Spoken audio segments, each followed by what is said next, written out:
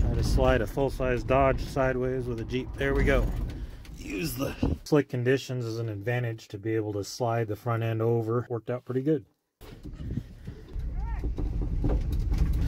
Yeah, I don't think there's any way I'd have got the 33-foot trailer up this mountain around the corners, and there's no way it would have gotten turned around. So now I gotta coast this Dodge down this mountain with compact snow and ice. But at least I have brakes. So I mean, we got that going for it. Oh boy, park's not even holding it. About ready to turn myself loose going down this windy hill. Should be interesting. See you at the bottom. It's either the foggy windshield, but nice and compact and icy from being driven on and hasn't ever been plowed. I'm going to try to stay in the non-packed stuff because if I lock up the brakes, I'm going to become a sled. That's for home stretch. I haven't died yet. Make it right down on it. I should put the ramps out earlier. Could have just coasted right on.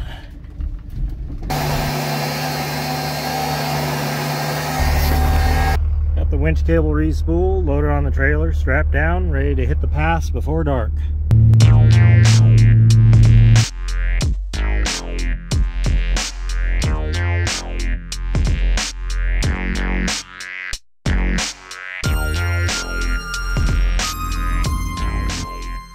Made it home last night without any issues. Gonna try to mess with it today. Got to ask exactly how long ago it ran. It was last licensed like 6 years ago. She was saying it was some sort of homemade back blade that her husband that passed had mounted to this that was somehow come along and chained to this small log that hung over the rear, and that's how he plowed their driveway with it.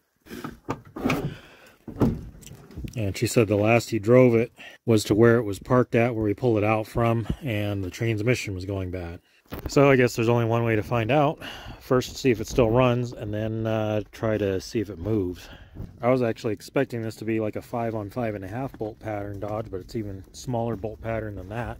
So I don't know that I've seen Dodges with this style hub before. Obviously this one's broke. Ironically, Paul helped out yesterday, knew the last 2 owners of this truck. Usually see these that are full-time. I mean, it's got a 203, but like Paul was explaining, it's almost got these slide-on aluminum locking hubs that are like came on some of the Ford Rangers and Explorers. Let's get the hood open here. It should be a 318 as far as I know. It's got oil, pretty black, but it's not like super low or anything, at least. And the transmission's what she said was bad. And the fluid doesn't look horrible. Let's give this a smell. It doesn't smell great, but I've smelled worse. I mean, it definitely has been sitting for a while, but the pack rats tend to get into everything, and they've already made a mess, and looks like they have been chewing on it. And they've probably been chewing on this stuff too. Don't know what that is. Not sure what that is either. Definitely gonna have to clean these terminals to get a connection, I'm sure. Gonna clean these up, clean the terminals on the battery, see if we can get a connection. And whatever this is, it's not hooked to anything right now. Definitely not the most sanitary seat or greatest smelling inside with all these pack rats that have tried moving in here.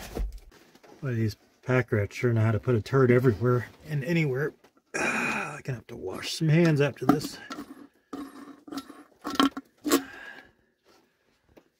Let's do a little, oh no, that's already, oh okay, yeah, might catch on fire. Now it's got enough fuel, see if it even works off or if it just cranks. Wow, that pedal's like to the floor, like wide open throttle right now. Oh well. So maybe not sure how that's gonna run. I guess I could still crank it over. I mean, there's fuel down the intake, right? Like these plug wires weren't that old. Only the pack rats hadn't tried chewing on them too. Yeah, I don't know if someone was trying to borrow the carb off of it, or there's carb issues, they're going to change it, or someone's trying to steal it off. I don't know. Moments of truth. So we have a bunch of arcing and sparking, and nope. Hey, it cranks over.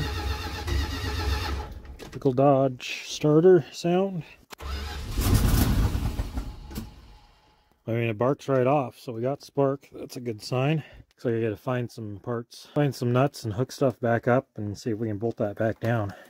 I'll rummage through my bolt bin here, which Originally was a screwdriver drawer and has become this mess. Maybe these studs will work. I think these are out of a Chevy water pump, but we'll go give them a try. Maybe. I usually think these front ones are a fine threaded nut like these. That was not good. Uh-oh. I mean, either need a flexible magnet or oh, got it. Okay, let's stay far away from there now. So I think I found a couple of the correct threaded nuts. So I'm not even going to go near that with these. Set the carb on first. Much safer. It's bolted back down. Return spring hooked up.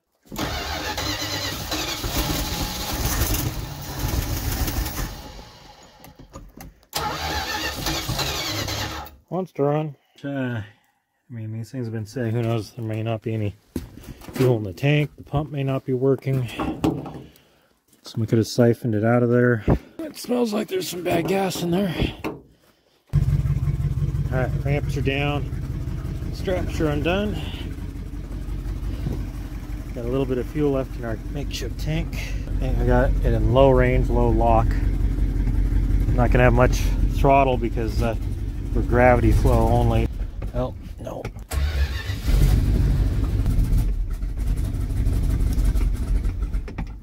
When I hit reverse, it's like it's trying to fight itself.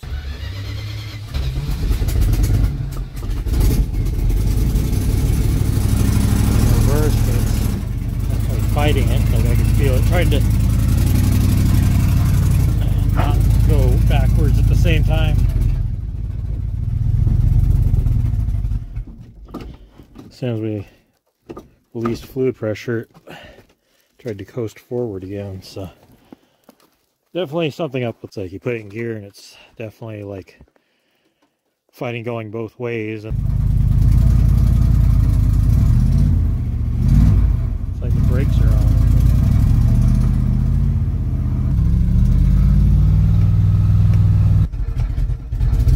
Unless it's something in the transfer case that's bound up.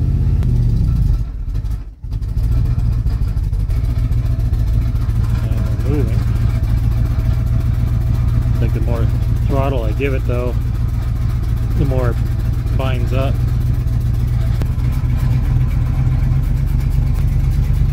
And physically feel something grabbing.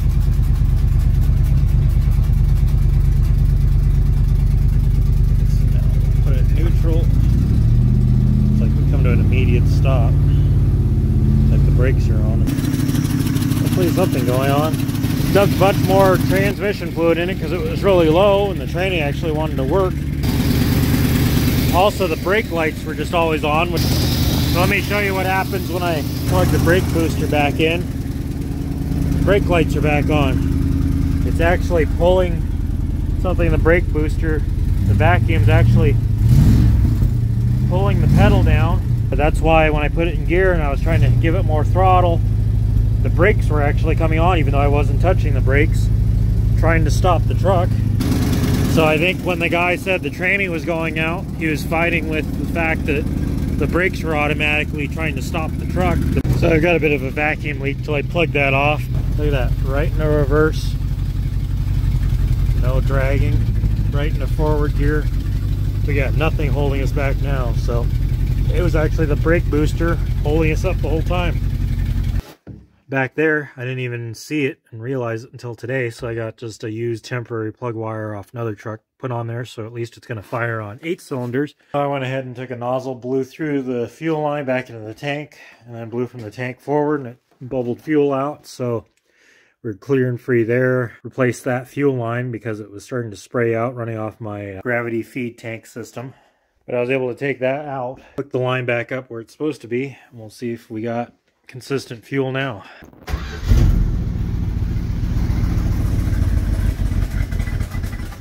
Maybe, maybe not.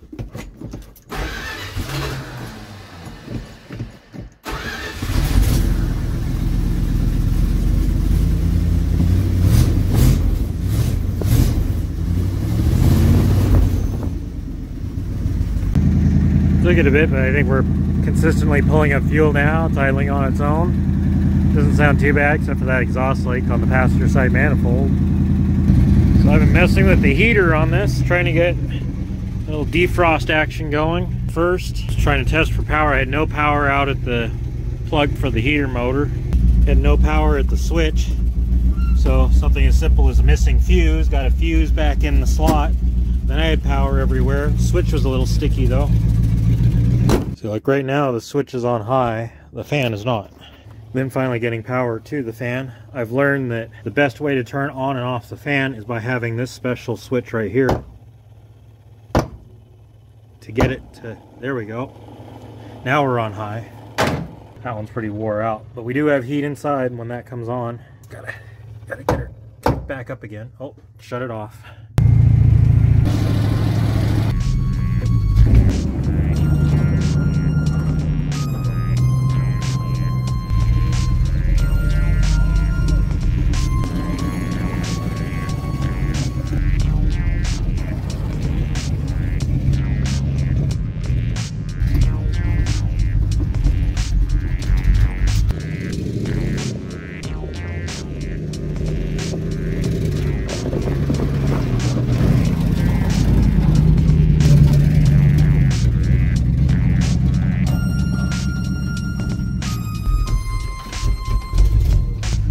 I gotta get out my old hammer switch for the defroster again because it's not coming on.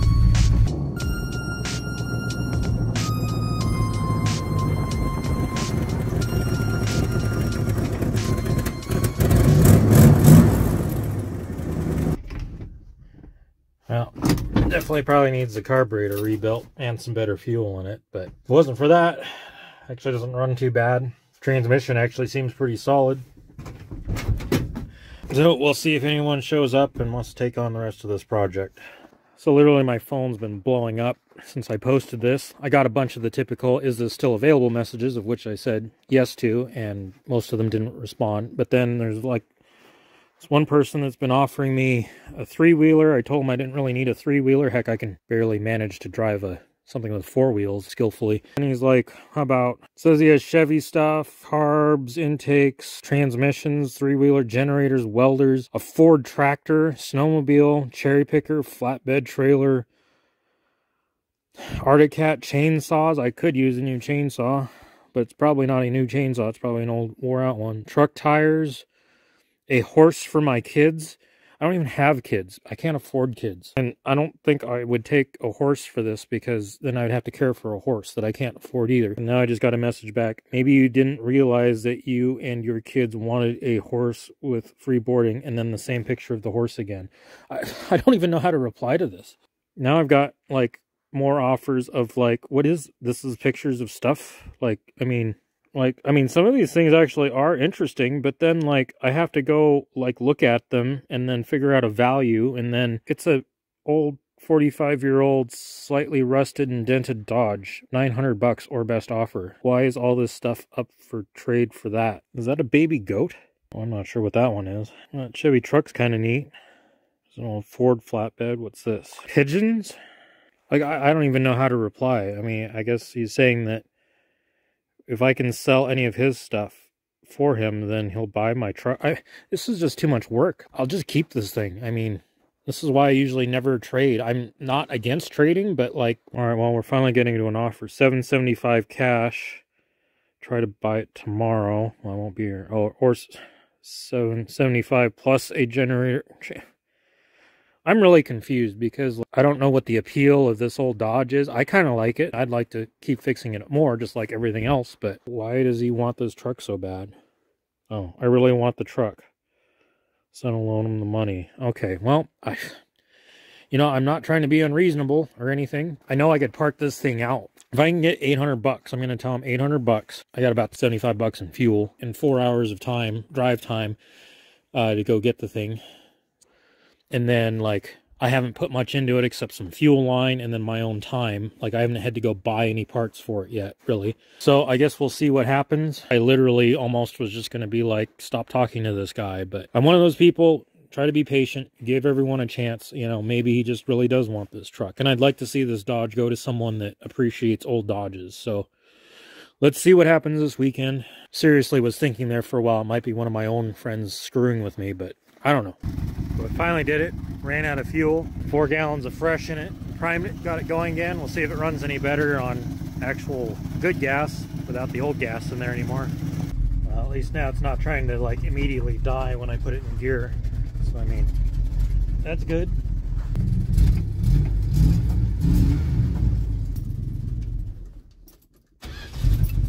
Oh yeah. Let me be clear on my stance on trading. It's not that I'm against doing trades. In fact, I love when two people can figure out an equal trade between them and make it happen. I've traded before when something someone has is something that I want, and I have something he wants, and it works out. I mean, usually when I get offered a trade, it's definitely not an equal thing, or they're trying to trade me something I don't want, or I already have 20 of, or something that's valued way less than what I have, in my opinion. But when someone starts like just throwing all these random things at me, it's like I could use a chainsaw, but I don't want to show up and then this chainsaw is in the same condition as all my other chainsaws, wore out, not running. You know, like, what's the point? And the same with everything else. I'm up for trading, but tell me something about it. Like, if you throw out like 30 things, no info on any of it, I guess, you know, on the other hand, I could be specific about what I want. But, you know, what I really want is to buy that other Chevy that I found on Marketplace, generate the funds from this towards buying that, if that guy will ever respond to me.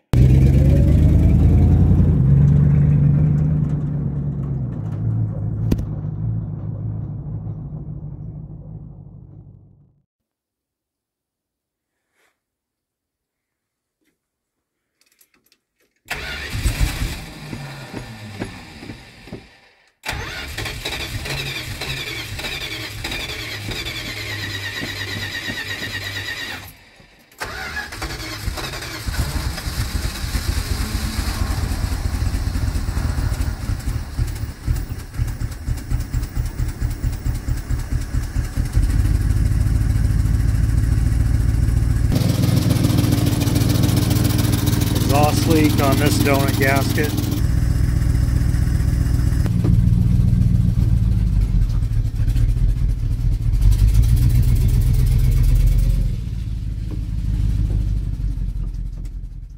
Well, now that I've pulled this Dodge back out, it's not out of sight, out of mind. A friend actually wants to buy this to maybe fix it up, which is what I wanted to see happen to it.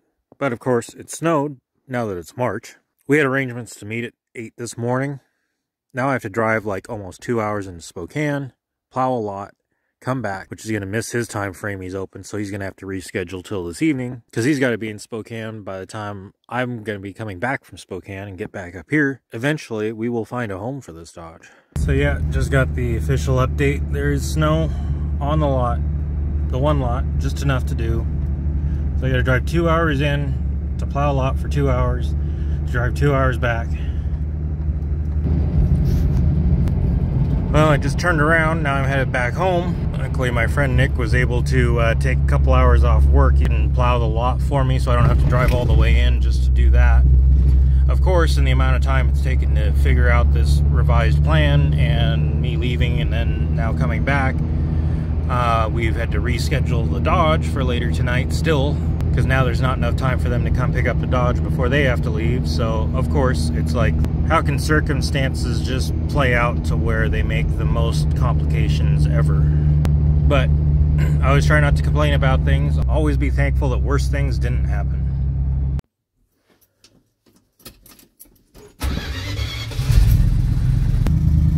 So, started up the old Dodge. We gotta move it, move other stuff around. Well, there goes the 78 Dodge to a good home. I got money for the swap meet that I'm going to blow recklessly.